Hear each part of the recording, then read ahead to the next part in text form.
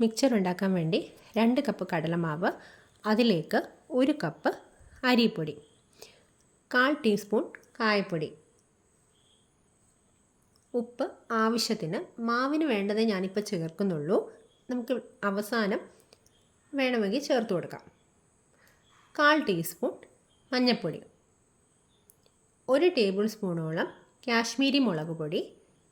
Medium ലെവലുള്ള ഒരു area ഞാൻ ഇവിടെ ഉപയോഗിക്കുന്നുള്ളൂ. നന്നായിട്ടിത് മിക്സ് ചെയ്യുക. അതിലേക്ക് നോർമൽ വാട്ടർ ഒഴിച്ച് കുഴച്ചെടുക്കുക.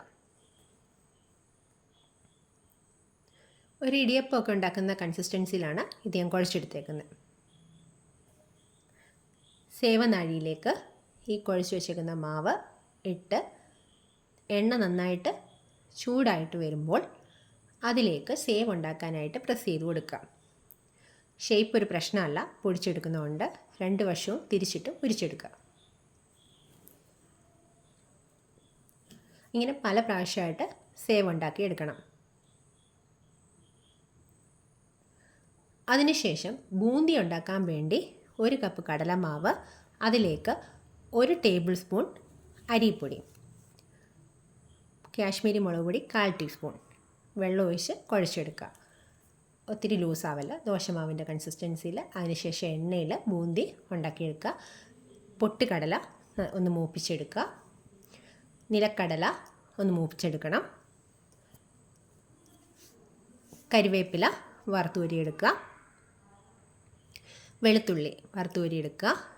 അതിനുശേഷം സേവ് നന്നായിട്ടൊന്ന് കൈകൊണ്ട് പൊട്ടിച്ചെടുക്കുക. ഇത് ചെയ്യാം. അതിനുശേഷം അതിലേക്ക് നമ്മൾ ഈ വെച്ചിരിക്കുന്ന ബൂന്തിയും പൊട്ടുകടലയും നിലക്കടലയും കരിവേപ്പിലയും വെളുത്തുള്ളിയെല്ലാം കൂടി ഇട്ട് അതിലേക്ക് എരിവുള്ള മുളക് പൊടിയാണ് ഞാൻ ഇപ്പോൾ ഇട്ട് കൊടുക്കുന്നത്. ഉപ്പും കുറച്ച് കൂടെ വേണമായിരുന്നു, ആ ഉപ്പും കൂടി ഇട്ട്, പിന്നെ കുറച്ച് കായപ്പൊടിയും കൂടെ വേണമായിരുന്നു, അതും കൂടി ഇട്ട് നന്നായിട്ടൊന്ന് കൈകൊണ്ട് തന്നെ മിക്സ് ചെയ്തെടുക്കുക. നന്നായിട്ട് മിക്സ് ചെയ്തതിന് ശേഷം നമ്മുടെ വീട്ടിൽ തന്നെ നമുക്ക് സ്വാദിഷ്ടമായ മിക്സ്ചർ തയ്യാറാക്കാം. Thank you.